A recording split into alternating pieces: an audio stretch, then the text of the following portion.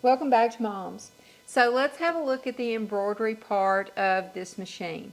Now before we look at how to do the embroidery on the machine, let's look at some of the supplies that you're probably going to want before you start doing that. Now, first word of caution, don't go buy a whole lot of anything until you've tried it and decided that you do like that product, because there's a lot of difference even though they'll have the same names, and you'll wind up with a whole box full of something that you don't really like. So buy just a sample of it or a little bit of it. Even though you're going to get a much better price in bulk, it's not a better price if it sits there and you can't use it. So the first thing I'm going to talk about is stabilizer. There are many different brands, there's different types, there's different weights. So the two samples I've got here is some Sulky Tear Easy and some Pellon Stitch and Tear. I like Tear Away stabilizer. There are a lot of different applications. After you get into machine embroidery, you'll see when you need certain types of stabilizer, but for the most part, what I use is this Tear Away. Now if you notice, the widths of them are different. The Sulky is 12 inches wide, the Pellon is 15 inches wide. That makes a big difference. There's also an OESD brand that I really like. I just don't happen to have any of it. I've got to order some. But anyway, you can look at the two stabilizers even and see how different they look. This is more sheer and a little bit more flexible. This is pretty much just like paper. Now, what you need to be aware of, what you need to think about when you're comparing prices is this machine has a 4x4 embroidery field. So this is your hoop. Now, if you use the Sulky, you're only going to be able to get one hoop per width. But if you use the Sulky, you can space it out so that you can get two. You can get one out of here and one here. So just keep that in mind when you're comparing. Now, like I said, you're just going to start somewhere. I would honestly start with the Sulky if you can get your hands on it. This was what Walmart had, or the OESD. I would start with a Tearaway. That's going to be your biggest friend. So when you're comparing, even though, you know, one stabilizer might be cheaper per inch, if you do all the math, and you know I'm doing the math, how many can you get per width? You know, there's a lot more wasted stabilizer for this size machine. Now, different machines have larger field or larger hoops, so you can consider that. But we are talking specifically about this machine. So that's your stabilizer. Go with Tearaway if you're just learning how, okay? So the next thing you're going to want is some thread. Now, can you use regular machine thread? Of course you can. Don't let anybody tell you can't. Are you going to like it? Probably not. The machine embroidery thread has like a sheen to it so that it's shinier. It also has less twist to the strand, so that makes it kind of plump out a little bit. Now, most of the machine embroidery thread you're going to use is a 40 weight. The higher the number, the thinner the thread. So you don't want to go too thin. You also don't want to go too thick because it's going to mess with your tension there. The brands, I like Robinson Anton, I like Isacord. There's a lot of different brands. Once again, just get a few spools and try that out. Those sets with all the different colors, they're beautiful and they are so tempting because they're a good deal. But certain machines just don't like certain threads. And I'm not talking about a brand either. I'm talking about one machine. I've had, you know, one machine that would not like Robinson Anton no matter what I did, and another that's all I could use. So test it out and don't give up. If it doesn't like the first thread that you try a couple of other brands. You know, I think Walmart even has a brand of embroidery thread. Don't let people talk you into being a snob. Give every brand a try. If it's not working, move on to the next one. So The color selection for embroidery thread is going to be much larger, and this will soon be your new addiction if you really like machine embroidery, because you're going to want every shade known to man, and then you'll need something to organize it with, so that's a whole other story. But anyway, you're going to want a few spools of machine embroidery thread. What I suggest you do is find something you want to embroider, look at the colors in it, and go get, a set with just those colors. Now, don't go overboard. Let's keep it small here at first. All right. Now, bobbin. When you do embroidery, you usually want either a black or white bobbin, and there's a certain kind of thread. Can you use regular thread? Yes, you can. It just doesn't seem to work as well for me. You can, whatever color embroidery thread you're using, you can put that in your bobbin. I like to use, most of the time I use a white. I also use the pre-wound. They are slightly expensive. I think they're like 20 cents each. And there's several different brands that are really good. When you get a pre-wound bobbin, there is so much more thread on it than what you can wind yourself. I promise you. This will save you so much headache, because if you're in the middle of a design and you run out of thread, you've got to unhoop it, pull that out, put a new bobbin in, and sometimes it's hard to get it right back in the same place. So, while I do like to save money, these pre-wound bobbins are amazing. This machine uses a class 15. Now, there are a lot of different kinds of pre-wound bobbins, especially for the big multi-needle machines. You don't need that size. You need a class 15 size A. If you look in your operating guide, I think it's on page 13. If you look right up there at the top, it tells you exactly what size. And some places are going to call it class 15. Other places are going to say it's a size A. And some others will give that weird number. But anyway, so go ahead and try a couple of kinds of the pre-wound bobbins. You will thank me. And, if you don't like them, you really haven't wasted much. So, next, machine embroidery needles. Special needles just for the embroidery machine. Now, what's special about them? Well, if you looked at my video on machine needles, you know that what determines what needle your machine uses is that very top of the needle. And this is a home machine, so it uses a needle that has a flat back and a curved front. All home needles will fit it, and you can use them. The only thing special about an embroidery needle is the hole and the groove in it are specially designed so that they don't wear so much on your thread. When your machine starts to embroider, it is going to be moving very fast, and it's going to be rubbing that thread a lot. So the shaft helps, or the hole in it helps prevent breakage, and it just makes for a smoother stitch. So they really are worthwhile.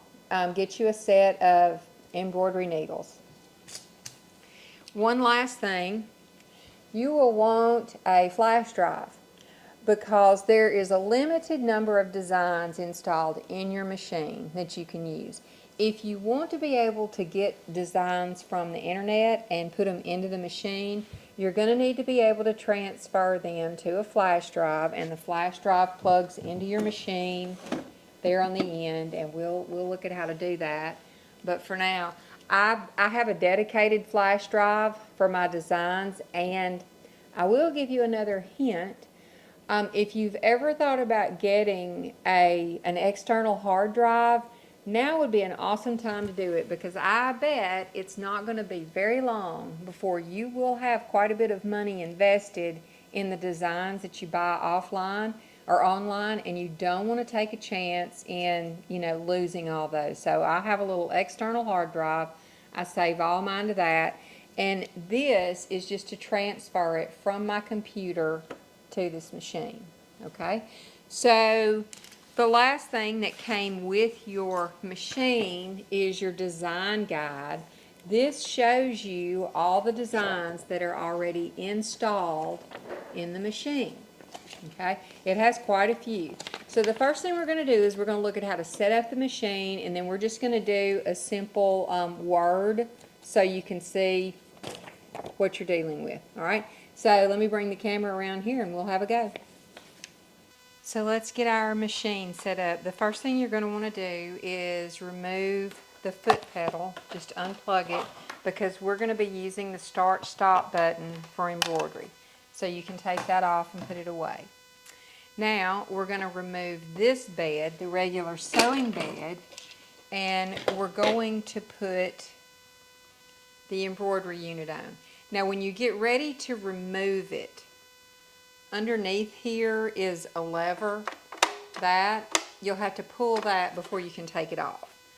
But to put it on, we're just going to come over here and very gently slide it in, and it clicks, and that's all there is to that. Now, we need to put in an embroidery needle. Anytime I am removing or inserting a needle, I put a little sticky note over the hole there, because if the needle falls into that little hole, you just about cannot get it back out. So we're just going to unscrew that screw till you feel the needle loosen up, and we'll take it out. Now remember, these needles have a flat back. So here are my embroidery needles. The back is flat, so I'm going to put it to the back, and it will just slide right up in that hole there, and you push it up as far as it'll go, and then tighten your screw back down. And if you want to give it one more turn with the screwdriver, you can. Okay, now we need to take this foot that came with your machine. This is your embroidery foot. Okay, so we're going to put it on here. And we're going to have to take the whole holder off. It's not just, remember, if you press that lever in the back, the foot falls off, but we need the holder off as well. So we're going to come to this screw right over here on the left, and we're going to unscrew it. Come over here to this. Loosen it up, and you see how it just fell off? So we've got that off. Now that we have the old foot off, let's see about getting our embroidery foot on. Now when it's on in the correct position, it's going to look like this. You're going to be able to see the little Q right there. That's going to be to the front. Now, this U-shaped pole right here, it has to wrap around this. So you're going to need to, you're going to need to let the screw out a little bit from where it was, as much as possible. You want to give yourself as much room as you can. You can just go ahead and take the screw off and then put the foot on. Sometimes that's the easiest way, but if you want to try to do it without taking the screw out, first you're going to have to twist the foot sideways about 90 degrees counterclockwise and get it to where the gap right here is lined up with your screw, and then you're going to try to twist it around, and it takes a little bit of finagling because there's another bar in the back that has to get in just the right position. Now, there it went. It just slipped on. So this is the correct position. Now, like I said, if you want to take the screw off and then just put it on, you can. So now we're going to screw this back in. And once we have it on there finger tight, I'm going to take my screwdriver and give it another twist or two. So that is what it looks like when it is properly installed. You can see the Q right there, and it is solid against your bar. So once you have your needle threaded, you are going to want to take the end of your thread and stick it down in the hole of your foot and then pull it on out, okay, so that it is threaded down through that hole. So now we're ready to hoop our fabric and our stabilizer. I have a piece of stabilizer cut larger than the frame, and then a piece of fabric that'll go on top of there. So first we're going to take our hoop apart. Just turn this towards you, till the inner hoop pops out. Now we're going to lay this right on top and center it, and then we're going to put this back in.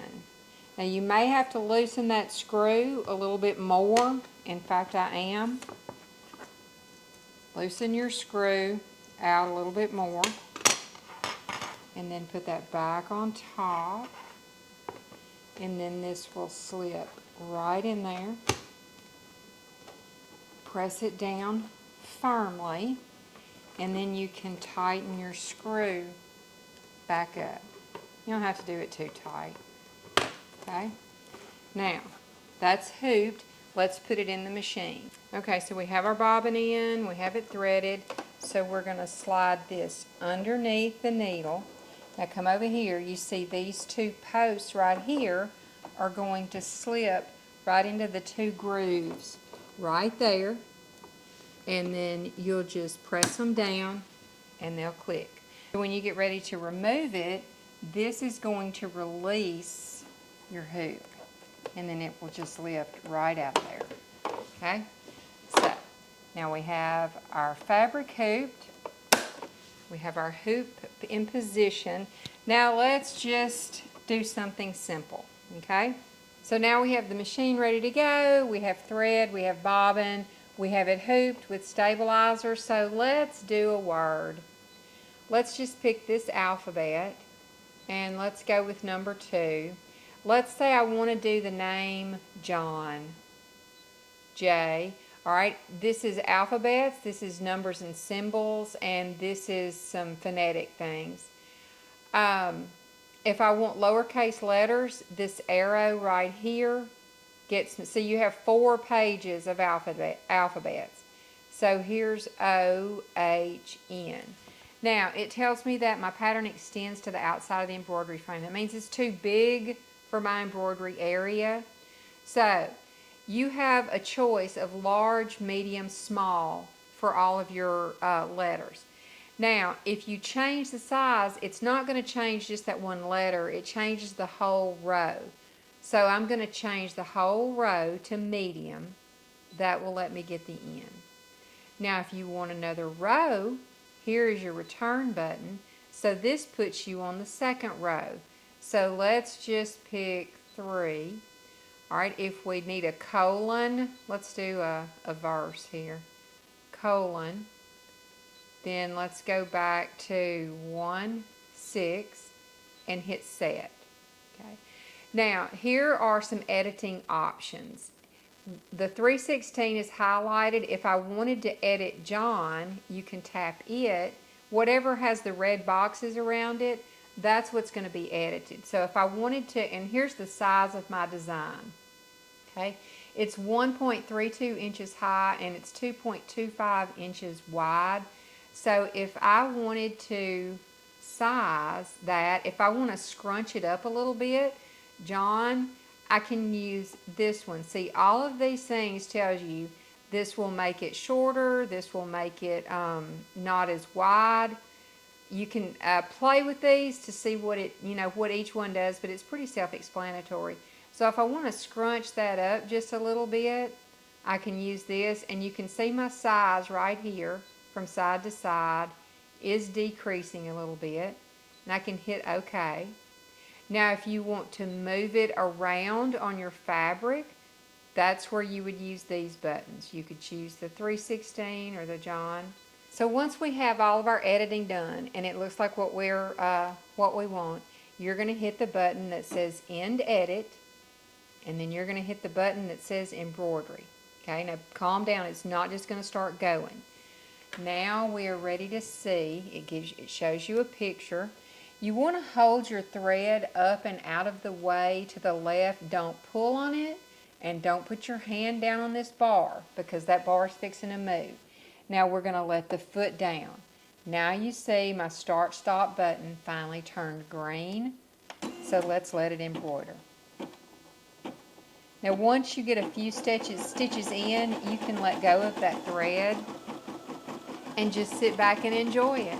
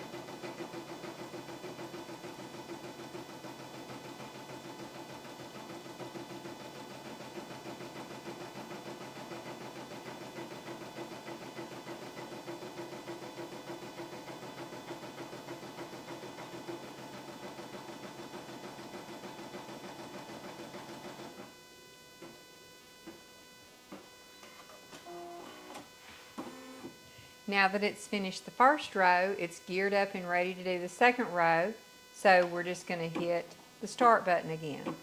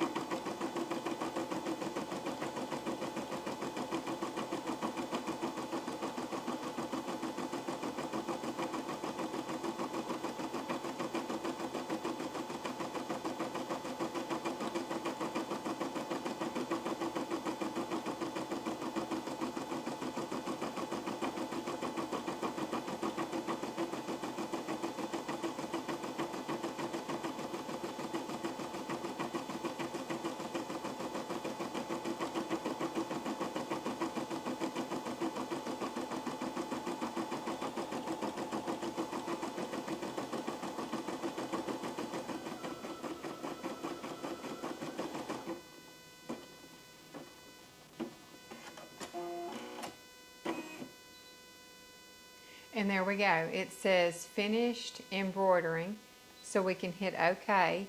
Now we're going to remove our hoop. Lift your foot, pull that, lift the hoop up and slide it out, and here you go. Now you're going to want to take some scissors and clip all these threads, and I have a little tiny pair so that I can get in there. But you can see how you'll clean that up. Then you're going to unscrew your screw a little bit so you can pop this out. Now, we did use tearaway stabilizer, so that means it should be able to just tear right off of there, okay? And then sometimes I have to get tweezers to get in here, get all those bits off. But there's your embroider. You can press that if you want to. And like I said, you'll want to clean up all these threads. And when you are finished embroidering, you're going to hit this back button twice, and it's going to say OK to cancel the current pattern. Click OK. This gets you back to your home screen. Now, always press when removing the embroidery unit. So you're going to press that, and it's going to give you the warning to make sure that your hands are out of the way. You click OK. That puts it in your storage position. So you can turn your machine off. Now, over here at the end, like I showed you before, you can put your hand under this, and there's a little lever. You can feel it under there. You're going to pull that towards you or towards the left. That's going to release the unit. You shouldn't have to just really tug on the unit, and it will bring that out, and you can set it up for sewing again. Well, I hope this little introduction was not a disappointment, because we really didn't embroider anything earth-shattering, but that will come next. I just wanted to get you an overview into how to get your machine set up, because from there, it's all up to your creativity, okay? Don't let people be a downer. There are so many people that want to come up with all these rules and whatever. Don't do that. You will not have any fun. I hear so many people, they're scared to try their machine. Don't be scared. And I am relearning this machine. I had one long time ago, so it's all coming back. But I'm not a machine repairman, so a lot of things I don't know. I will try to help you out just based on experience, but I don't want to tell you anything that would make you tear up your machine either. So I try to be very careful, but like I said, I'm not an expert. I'm just a mom in her kitchen that's sewing.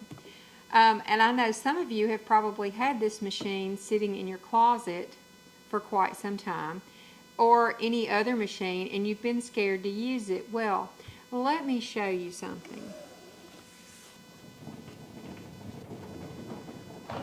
Have a look at this. This is the Brother 6-needle machine, and I have had this for 2 years now. I have done one name on it. So my goal is now to get into this and figure out how to operate it and how to do wonderful things. But I just want you to know, you're not alone. You know, get those machines out and play with them. Have some fun with it. It's not going to do you any good in the closet. And just remember, that's your machine. You tell it what to do, and you do what you want to with it. So I will be putting up a lot more videos in all the wonderful things you can do with this machine.